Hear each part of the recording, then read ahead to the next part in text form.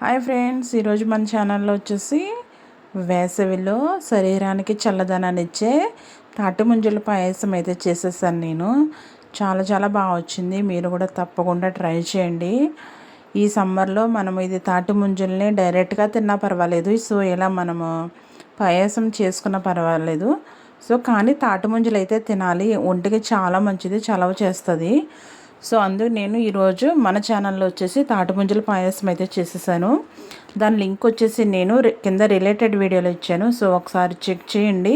ఈ తాటి ముంజల పాయసం ఎలా చేయాలి ఏంటన్నది నేను క్లియర్గా లాంగ్ వీడియో అయితే పెట్టేశాను. నేను చాలా సింపుల్గా చేసేసుకోవచ్చు, మన ఆరోగ్యానికి కూడా చాలా మంచిది. సో ఎక్కడ మిస్ కాకుండా ఒక్కసారి లాంగ్ వీడియో చూసేసి మీరు కూడా ట్రై చేయండి. ట్రై చేసి మీకు ఎట్లా వచ్చిందనేది కామెంట్ సెక్షన్లో అయితే చెప్పడం మర్చిపోవద్దు. ఎంతో టేస్టీగా చల్లగా ఉండే తాటి ముంజల పాయసం చేశాను. అదేనండి ఐస్ యాపిల్ పాయసం.